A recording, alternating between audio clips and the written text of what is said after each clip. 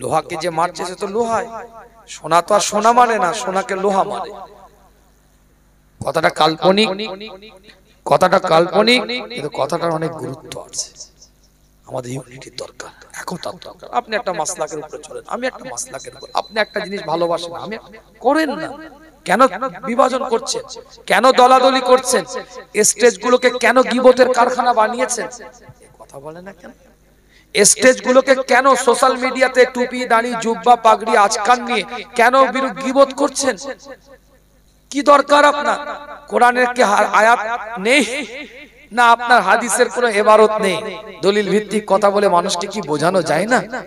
কারোর সাথে আমার মতের মিল নেই, ঠিক আছে, আমি তার সাথে চলি না, উনি ওনার সাথে চলে না, তিনি, ঠিক আছে, কিন্তু আমি তার ব্যক্তিগত জীবন তুলে কথা বলবো, আমি তার পার্সোনাল লাইফ নিয়ে কথা বলবো, এটা তো এই জায়গা নয়। আপনার সাথে ব্যক্তিগত হলে আপনি ফোনে তার সাথে কথা বলুন। সমাজের মানুষ আপনারা কেন মেনে নেবেন?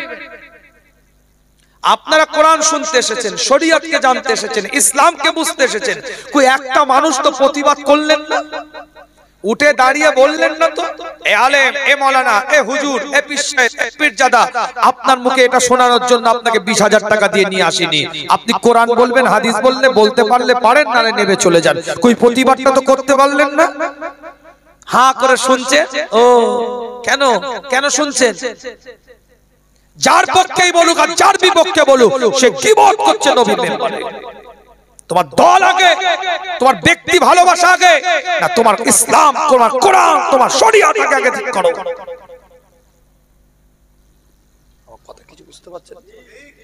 কথা বলেন, কথা কিছু বুঝে যাচ্ছে না? বোঝা যায়। হয়তো আপনার পক্ষেই কথা বলছে সে, কিন্তু সে গীবত করছে। কেন? ঈমান আপনাকে এটা বললো না যে আমার পক্ষে হতে পারে? কথাটা গীবত। কিসের মুসলমান তুমি?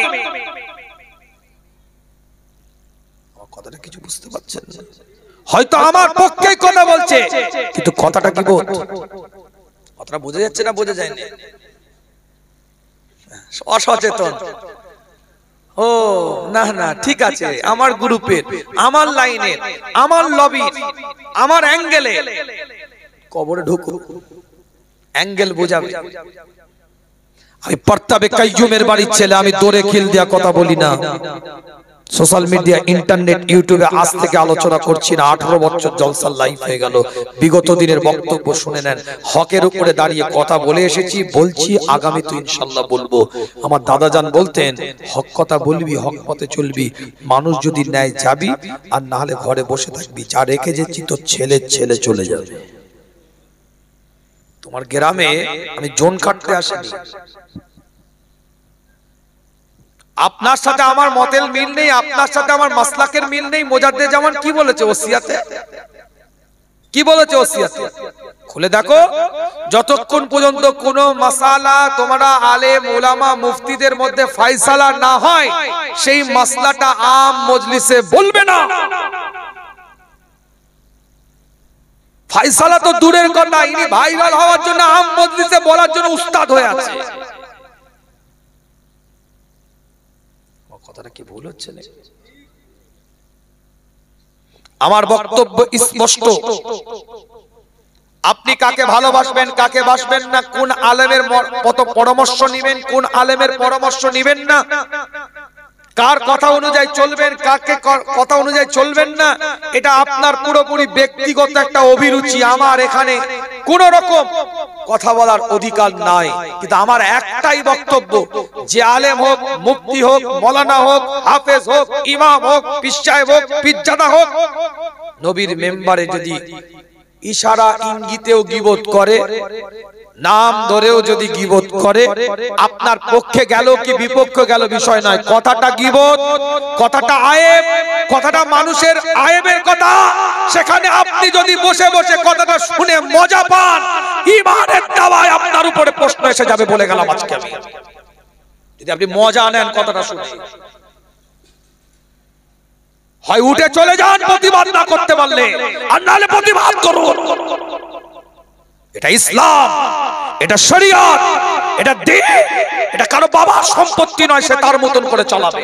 কোন মুফতির বাবার সম্পত্তি নয়, কোন পীরজাদা, কোন পীর সাহেবের, কোন আলেমের বাবার সম্পত্তি নয়, সে তার মতন করে চালাবে। এটা কোরআনের স্টেজ, তোমার বাবার সম্পত্তির স্টেজ নয়। এটা কি হচ্ছে? ছেলে খেলা ধরেছো, নবীর মেম্বারটাকে নিয়ে মজা লিচ্ছ। ও তোমার পক্ষে হয়ে গেছে, মজা লিচ্ছ। কথা তোমার পক্ষে, তোমার বিপক্ষে নয়। কথাটা কি? কারো আয়ে, কারো গীবত দিন আগে দেখো। আমার কথাটা কি বোঝা যাচ্ছে না বোঝা যায় কি? আমি কারো পক্ষে বলছি, কারো বিপক্ষে বলছি? স্টিল দাঁড়ান। ঈমান, আপনার ঈমান আপনার কাছে, আপনার কবরে আপনাকে জবাব দিতে হবে। কোন মুফতি, কোন আলেম, কোন পীর সাহেব, কোন পীরজাদা তোমার কবরে উকি মেরে দেখতে যাবে না, তোমায় খেতে করবে ওখানে। কথা বলেন, কথা ঠিক না ভুল? আম মানুষ নিজের পায়ে নিজে কুরুল মেরেছে। আম মানুষ জানার পরেও আনবে কেন তাকে? সেই বক্তা, সেই আলেম, সেই হুজুরকে আনবে কেন? এই কথা বলে না কেন? তুমি তো চয়েস করে করে নিয়ে আসছো, গীবত শুনবে বলে, পরচর্চা শুনবে বলে, গ্রামে ইখতিলাফ লাগাবে বলে, মতনৈক্য লাগাবে বলে তুমি তো ডেকে নিয়ে আসছো।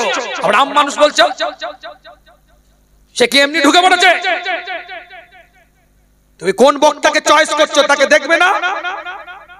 কে বক্তৃতা দিবে তোমার কোরআনের মঞ্চে তুমি যাচাই বাছাই করবে না? মুজাদ্দেদে জামানের দরবারে 17 বার গেছে, টোটাল 18 বার গেছে, 17 বার গিয়ে ঘুরে এসেছে কে? সুফি আব্দুল মাবুদ ফারুকি রহমাতুল্লাহ আলাইহি মুজাদ্দেদে জামানের দরবারে গেছে, চলে এসেছে, গেছে, চলে এসেছে। সামানে উমরি কিতাবের মধ্যে লিখছে সুফি আব্দুল মাবুদ ফারুকি রহমাতুল্লাহ আলাইহি, আমি 18 বারের মাথায় গেলাম, আমি দেখতে পাই আমার পীরের মাথায় খোদ আল্লাহর রাসূল পাগড়ি পরিয়ে দিচ্ছে। সেদিন আমি আমার পীরের হাতে হাত দিয়ে বায়াত হয়েছি। হাত জোর করে বলে গেলাম, আমি কারো পক্ষেও নয়, কারো বিপক্ষেও নয়। আপনাকে কাকে ভালো লাগবে আপনার ব্যক্তিগত ব্যাপার। নবীর মেম্বারটা গীবতের কারখানা না হয়। আপনি বক্তা আনেন, যাকে খুশি আনেন, যেন হাদিস কোরআন বলে। এই কথা বলে না কেন? হাদিস কোরআন বলে, সারা শরীয়তের কথা বলে, পীর মাশায়েখ ওলিয়া আউলিয়াদেরও কথা বলুক, অসুবিধা নেই। কি কথা ঠিক না? কেন আমাদের বাতাবরণ পৃথিবী ফুরফুরা সিলসিলা কেমন ওয়াজ? ওই এই ওয়াজ, বাংলা ভাষাটা বলতে জানে না, আঞ্চলিক ভাষার মধ্যে সীমাবদ্ধ। ভাষা ঠিক কর। আঞ্চলিক ভাষা বলছি কেন নবীর মেম্বারে? তুই কি তুই বাদজলা, বাদুরিয়া, ওই বসিরহাট, ওই পিফা, এই কটা থানার লোক তোর ওয়াজ শুনছে? অন রেকর্ড হচ্ছে, গোটা পৃথিবীর লোক বাংলা ভাষাভাষী মানুষ শুনছে। কেন বাংলা আঞ্চলিক বলছো? ভাষাগত জ্ঞান নেই তোমার?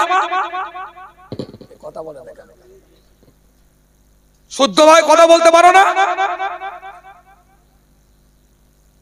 আল্লাহ পাক কবুল করেন, সকলে বলেন আমিন।